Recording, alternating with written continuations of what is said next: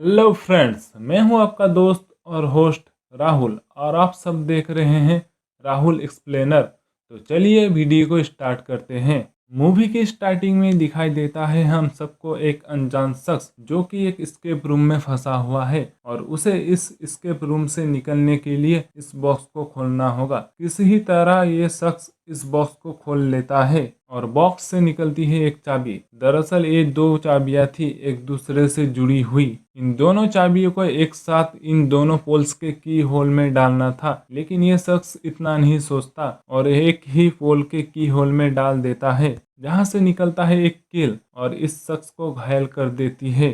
दरअसल इस कील में जहर लगा हुआ होता है, उससे इस शख्स की तरफ तरफ कर मौत हो जाती है। हम सब देखते हैं कि इस एस्केप रूम का मास्टरमाइंड सीसीटीवी में सब कुछ देख रहा था। मूवी आगे बढ़ती है और हम देखते हैं एक कपल, टाइलर और क्रिस्टीन, और आज टाइलर का बर्थडे है। क्रिस्टीन टाइलर को बताती है कि आज वो उसे एक बहुत ही खास तोहफा देने वाली है जिसे टाइलर कभी नहीं भूलेगा। ये दोनों एक 5 स्टार होटल पर जाते हैं जहां पहले से ही इनके दोस्त मौजूद हैं। इनमें शामिल है टाइलर की बहन टेबी, उसका बॉयफ्रेंड कॉनरेड, नाताशा और उसका हस्बैंड एंडरसन और हेडली। ये सब लोग अमीर थे, लेकिन टाइलर कुछ ज्यादा ही अमीर। डिनर करने के बाद क्रिस्टीन टाइलर को उसका बर्थडे गिफ्ट देती है, जो कि है एस्केप रूम के पासेस, और वो भी इन सभी लोगों के लिए। इनमें इन सभी लोगों को एक रूम में बंद कर दिया जाएगा और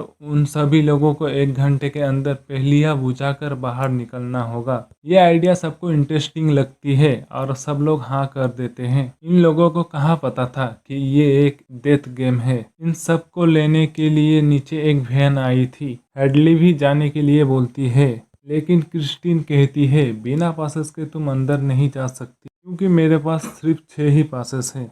फिर हेडली सबको बाय बोलकर दूसरी पार्टी में चले जाती है और ये सब लोग वैन में बैठ जाते हैं। एंडरसन क्रिस्टीन से पूछता है इस गेम के बारे में कैसे पता चला तुम्हें। क्रिस्टीन बताती है इस गेम के लिए उसे सामने से इनविटेशन आया था और उसने हाँ कर दी। फिर नताशा क्रिस्टीन से पूछती है इस गेम के लिए कितने पैसे दिए हैं तुमने। क्रिस्टीन बताती है उसने इस गेम के लिए $1000 पर पर्सन दिए हैं। थोड़ी देर बाद वैन एक जगह पर रुकती है और क्रिस्टीन सभी लोगों को अपने आंखों पर पट्टी बांधने को कहती है और इन सभी को बाहर निकाला जाता है। कुछ देर बाद जब टाइलर अपनी आंखों से पट्टी हटाता है, वो देखता है कि वो एक एस्केप रूम में लॉक्ड है। यहाँ एक एग्जिट डोर था जिसमें से सब लोग बाहर निकल सकते हैं, लेकिन ये अभी लॉक्ड है। टाइलर के कमरे में बहुत सारे टीवी, न्यूज़पेपर्स और घड़ियां थे। इधर नताशा और एंडरसन एक अलग रूम में थे। इन दोनों के हाथ में हथकड़ियां बंधी हुई थी जो कि एक दूसरे से जुड़ी हुई थी, और इनके रूम में बहुत सारे फर्नीचर और कुछ घड़ियां थी। टेबी और कॉनरेड भी एक अलग रूम में थे।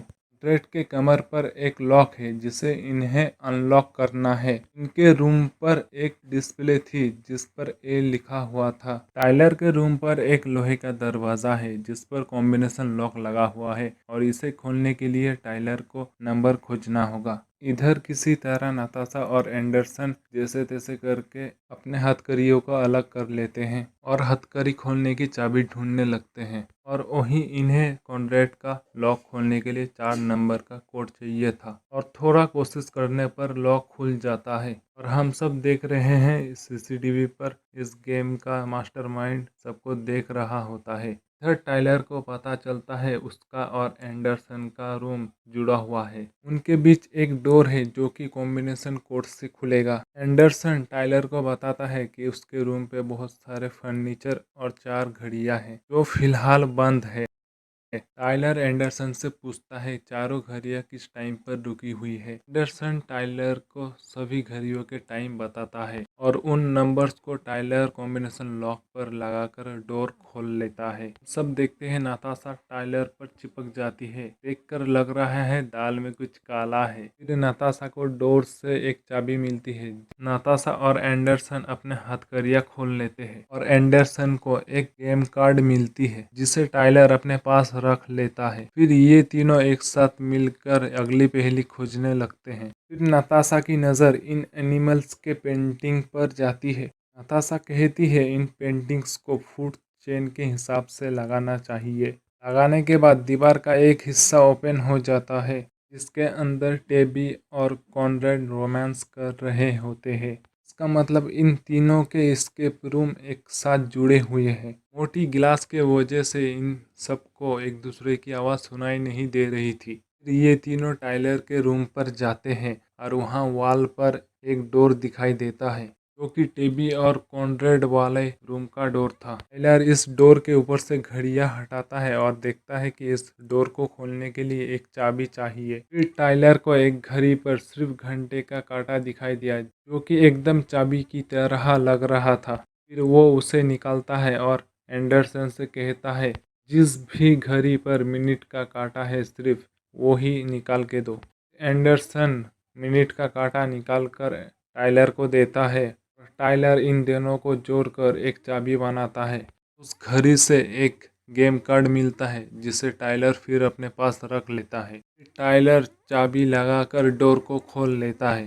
फिर ये सब लोग टाइलर के रूम पर आते हैं और जितने भी टीवी रखे हुए थे सब एक साथ चलने लग जाते हैं।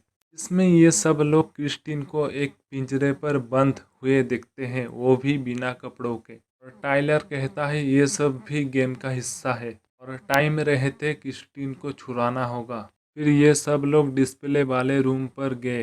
देखते हैं डिस्प्ले बंद हो चुकी थी। तभी जब कॉनरेड डोर को फिर से बंद करता है तभी देखते हैं डिस्प्ले चालू हो गया है। मतलब डोर बंद रहेगी तभी डिस्प्ले ऑन रहेगी। ये लोग समझ जाते हैं कि उस डिस्प्ले के अंदर कुछ स्पेलिंग को इंटर करना है। फिर ये सब लोग क्लू ढूंढने लग जाते हैं। टाइलर को कॉनरेड के लॉक पर तीसरा गेम कार्ड मिलता है। ये सब लोग टाइलर के रूम पर आते हैं और एंडरसन को लगता है कि न्यूज़पेपर्स में शायद क्लू हो सकता है, पर यहाँ बहुत पुराने न्यूज़पेपर पड़े हुए रहते हैं। तभी टेबी आइडिया देती है कि उन लोगों को टाइलर का बर्थडे वाला दिन का न्यूज़पेपर देखना चाहिए क्योंकि आज टाइलर का बर्थडे है। थोड़ा खोजने पर उस डेट का न्यूज़पेपर मिल जाता है जिसका क्लू था अपना तारीफ करने वाला। फिर टाइलर रूम में जा ही रहा होता है तभी कॉनरेड बोलता है कि ये हमारा रूम है तो हम ही जाएंगे। टेबी और कॉनरेड रूम पर चले गए और कुछ स्पेलिंग को ट्राई किया लेकिन वो गलत था। फिर टाइलर को पता लग जाता है कि वो स्पेलिंग क्या है जो कि है एक थीम सॉन्ग और ये करेक्ट आंसर था। इसके बाद एंडरसन उन दोनों को बाहर निकालने के लिए डोर खोलने जाता है। तभी नताशा टाइलर पर चढ़ने लगती है लेकिन टाइलर गुस्से से डांट कर नताशा को दूर कर देता है। इधर एंडरसन से उस डोर की चाबी टूट जाती है और वो दोनों ही रूम पर फंस जाते हैं। लेकिन ये दोनों आज रोमांस के मूड में है और इन्हें कोई फर्क नहीं पड़ता क्योंकि ये सिर्फ एक मामूली गेम ही तो है। फिर नताशा देखती है किसी टाइप का धुआं रूम में छोड़ा जा रहा है। थोड़ी देर बाद इन्हें पता चलता है कि ये एसिड वाला धुआं है जिससे कॉनरेड और टेबी की खाल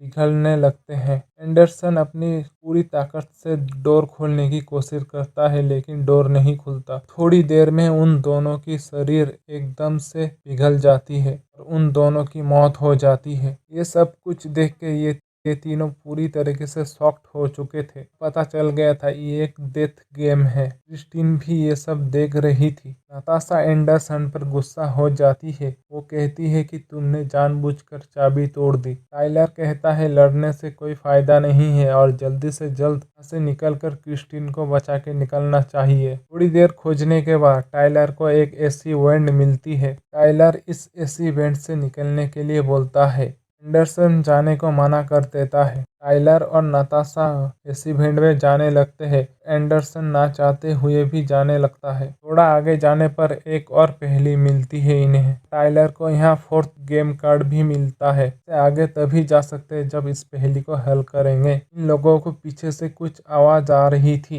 ये पहेली एंडरसन को पता था। वो इसका आंसर टाइलर को बताता है और आगे जाने के लिए रास्ता खुल जाता है। टाइलर और नताशा आगे चले जाते हैं। लेकिन ब्लेड के वजह से एंडरसन की वहीं मौत हो जाती है। जब नताशा और टाइलर एसी वेंट से निकलते हैं, देखते हैं वो फिर से उसी रूम में आ गए हैं। नताशा एंडरसन की मौत के वजह से कुछ देर के लिए रो पड़ती है। उसके बाद नताशा को टीवी से कुछ वायर निकलते हुए दिखाई देती है। वो उनको प्राइमरी कलर के हिसाब से जोड़ देती है और एक गाना बजने लगता है। टाइलर एग्जिट डोर से निकलने की कोशिश करता है लेकिन वो अभी भी लॉक्ड है। टाइलर बताता है कि इस गाने का नाम टेडी बेयर है। सिर्फ क्रिस्टीन ही जानती है कि इस गाने से टाइलर को नफरत है। उसके बाद टाइलर नताशा के कमरे में जाता है और बेयर के मुंह में हाथ डाल देता है और उसके मुंह के अंदर टाइलर को एक हैंडल मिलता है जिसे खींचने पर एग्जिट डोर ओपन होता है। टाइलर जैसे ही हैंडल को छोड़ता है और एग्जिट डोर बंद हो जाता है। इसे टाइलर कोशिश करता है और बियर का मुंह बंद हो जाने लगता है। उस तरफ नताशा डोर को खोल नहीं पा रही थी, इसीलिए टाइलर नताशा को बोलता है कि तुम यहाँ आ जाओ, मैं वहाँ आ जाता हूँ।